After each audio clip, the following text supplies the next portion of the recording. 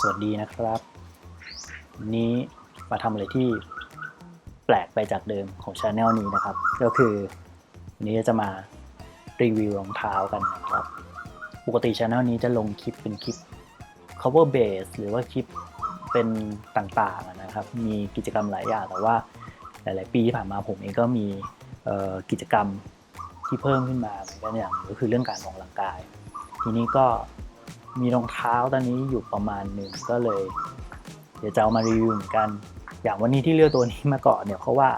เดี๋ยวจะปล่อยตัวนี้แล้วนะครับก็เลยเอามาประเดิมเป็นการทิ้งทวนด้วยเลยละกันคู่นี้บอกก่อนว่าผมวิ่งไปทั้งหมด105กิโลเมตรนะครับที่ได้วิ่งมาก็น่าจะบอกความรู้สึกของเป็นความคิดเห็นของผู้ใช้งานส่วนตัวของผมนะครับตัวนี้คือ Saucony Freedom 3 นะครับออกเมื่อปีที่แล้วนะครับตัวนี้ของตัวแทนเอาเข้านะครับผลิตเมื่อมิถุนา2020นะครับของจริงนะครับเรามาเปิดดูกันด้านในกล่อง Saucony นะครับก็จริงๆไม่ได้อาจจะไม่ได้เป๊ะๆอย่างนี้ทุกอย่างอย่างตัวรุ่นอย่างถ้าเป็น Endorphin Pro ก็ฟิลในกล่องก็อาจจะอีกแบบนึงครับจะไม่ได้ไปทีเดียวก็จะเป็นกระดาษมานะครับตามปกติผมเอารองเท้ามาก่อนครับซึ่งคู่นี้เนี่ยคว้าไปวิ่งทุกวันได้ก็สามารถหยิบประเภทพวกนี้ได้เลย Daily Trainer นะครับแต่ผมอยากได้ที่มันนุ่มเท้านะครับส่วนตัวผมเนี่ยมาจาก Nike ซึ่งปกติดรอปเขาสูงนะครับแล้วก็มีเขาเรียกว่าอะไรเรียกว่าความนิ่มของดรอปที่สูงแล้วก็พื้นที่สูงเนี่ย Nike ก็จะทำทรงอย่างนั้นอยู่แล้วเพราะฉะนั้นผมจะค่อนข้างชินกับทรงลักษณะของคาแรคเตอร์ Nike นะครับทีนี้ผมลองหาข้อมูลดูก็มันจะมีอย่างเช่นเป็นหน้าเว็บไซต์ของ Saucony นะครับซึ่งเราสามารถเข้าไปคีย์ลักษณะความต้องการของเราได้อย่างตัวนี้ผมลองคีย์เล่นๆดูเนี่ยตัวนี้เนี่ยสามารถเอาไปวิ่งถนนนะครับวิ่งโรดวิ่งเทรดมิลลู่วิ่งแล้วก็สามารถเอามาซ้อมได้ตั้งแต่ระยะยอดนิยมช่วงหลังของบ้านเราอย่าง 5K 5 กิโล 10 กิโลฮาล์ฟหรือแม้แต่มาราธอนเนี่ยก็สามารถเอาไปใช้ได้นะครับตัวนี้ตอนนั้นผมจำได้ผมเห็นมอลลี่ไซเดลนะครับซึ่งเป็นนักวิ่งนะครับหญิงซึ่งได้อันดับ2นะครับการคัดเลือกทีมมาราธอนที่ว่าติดทีมชาติของอเมริกานะครับก็เห็นใน Star ว่าบิลอัพเนี่ยในช่วงที่ซ้อมเยอะๆเนี่ยมอลลี่ใช้ Freedom 3 นะครับก็เลยมันน่าจะเข้าข่ายนะมันน่าจะเหมาะกับการที่จะเอามาใช้ตอบจุดประสงค์ของตัวผมเองซึ่งก็คืออย่าเอามาวิ่งเป็นตัวเดลี่อีกตัวหนึ่งนะครับสลับกับคู่อื่นเพราะว่าผมจะมีรองเท้าที่แบบว่าจะสลับเปลี่ยนกันไปจะไม่ค่อยวิ่งซ้ำกันมากเท่าไหร่หมายถึงว่าวิ่งคู่เดิมซ้ำแบบ2-3 วันติดอะไรอย่างเงี้ยก็จะสลับโอเคครับทีนี้ก็มาดูรายละเอียดนะครับเอาทรงรองเท้าขึ้นมาให้ดูก่อนนะครับนี่ให้ดูลักษณะทั่วไปของรองเท้านะครับพื้นนะครับอันนี้105กิโลนะครับซึ่งพื้นตรงส่วนวิญญาณเนี่ยแทบจะไม่มีเรียกว่ารอยหรือแบบความเสียหายเลยนะครับผมเป็นคนวิ่งธรรมดานะครับหมายถึงว่าไม่ได้ซ้อมไมล์เลจเยอะไมล์เลจช่วงพีคก็40กิโล40กิโลประมาณนั้นต่อ1 อาทิตย์นะก็เลยไม่ได้วิ่งเยอะแต่ว่าคู่นี้เนี่ยผมเอาไว้วิ่งทั้งธรรมดาทั้งลงคอร์ดก็เคยเอาไปวิ่งนะครับเทมโปเคยเอาไปลงครั้ง2 ครั้งเหมือนกันผมเอา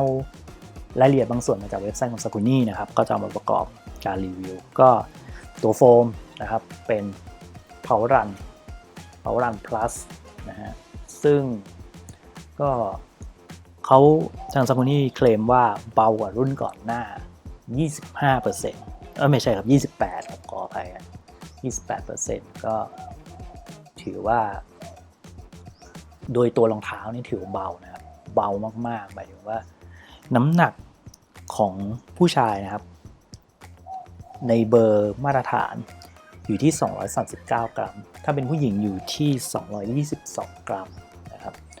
ถือว่าเป็นรองเท้าซัพพอร์ตที่ค่อนข้างเบา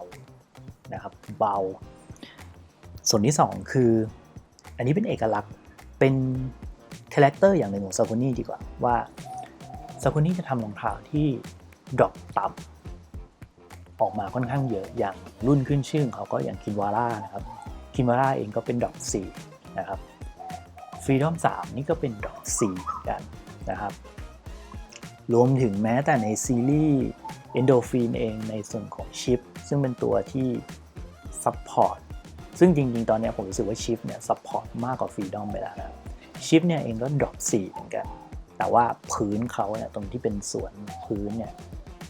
มันจะสูงกว่าตัวฟรีดอมเนี่ยเขาจะทำมาให้มันเหมือนเป็นโลโปรไฟล์คือไม่สูงในรองเท้าแล้วตัวรองเท้าเนี่ยจะไม่ได้สูงแบบว่าพื้นสูงแล้วก็ยกขึ้นมาสูงมากนะครับจะเป็นลักษณะคล้ายๆคินวาร่าแต่ว่าโฟมเขาเนี่ยจะเป็นรุ่นที่เรียกว่าอะไรรุ่นที่ดีกว่าคินวาร่าขึ้นมาขั้นหนึ่งนะครับแล้วก็ด้านบนก็เป็น mesh upper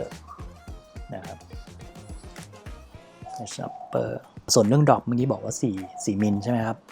drop ด้านหลัง 27.5 นะครับด้านหน้า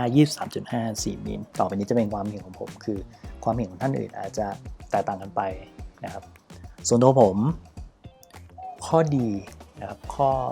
ส่วนดีที่รู้สึกเลยคือเบามากนะครับเป็นรองเท้าที่ใส่แล้วไม่รู้สึกว่าหนักเท้า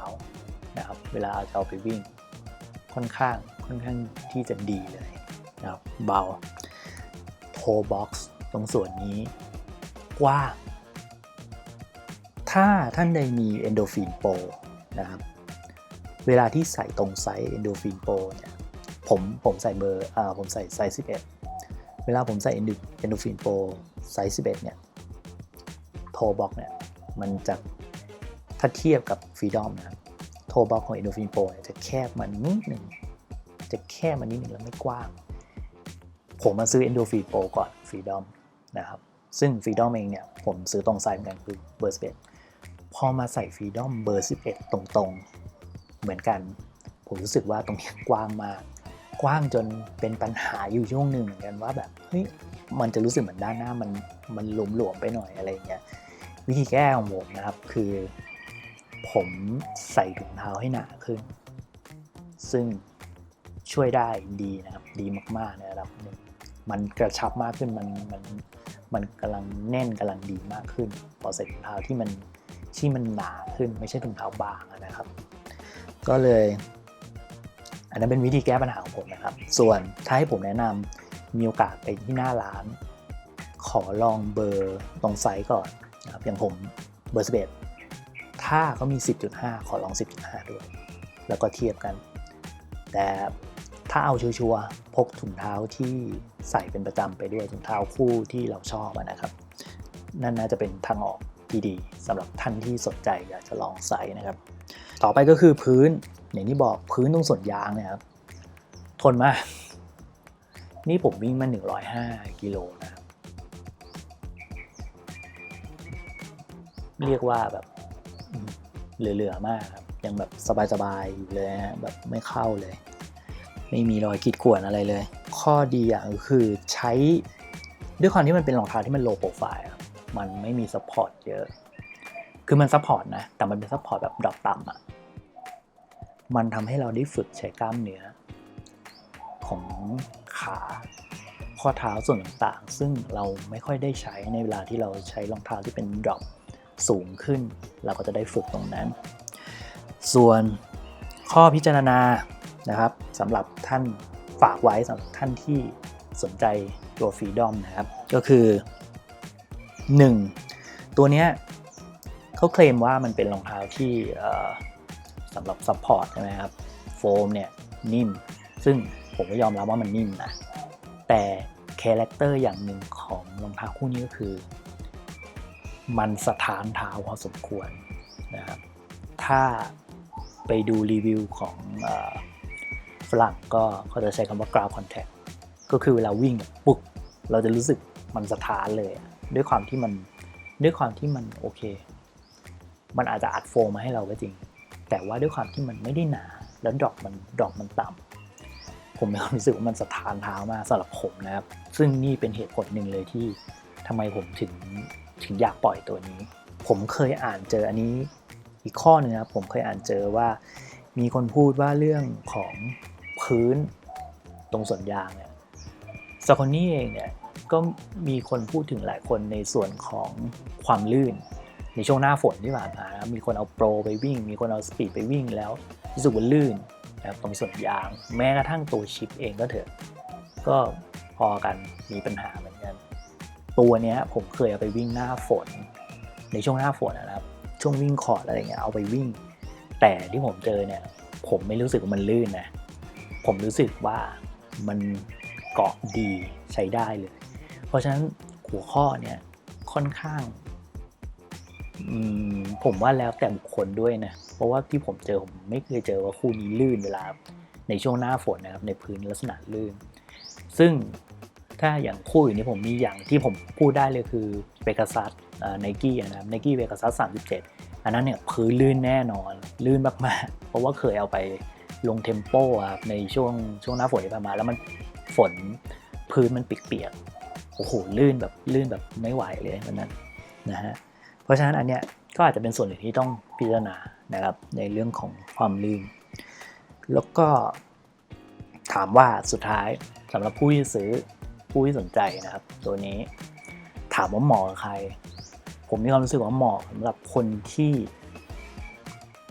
อยากได้รองเท้าที่มันนุ่มแต่เป็นนุ่มแบบที่มันสะท้านเท้าอ่ะแบบมีกราวคอนแทคฟีลนิดไม่ใช่นุ่มแบบว่านุ่มจ๋าไปเลยแบบว่านุ่มเท้าไปหมดอะไรเงี้ยตัวเนี้ยมีความสะท้านเท้าอยู่แต่ถ้าสมมติเทียบกับอย่างคินวาร่า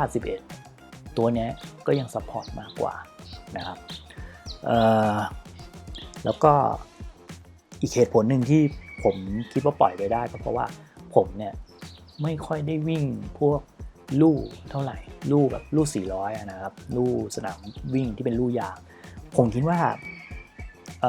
ตัวเนี้ยเอาไปวิ่งลู่400เนี่ยผมว่าน่าจะมันมากเพราะว่ามันได้ฟีลกราวคอนแทคที่มาทดแทนกับแรงเวลาเราตบเท้าลงไปเวลาที่เราวิ่งกับลู่ยางนะครับ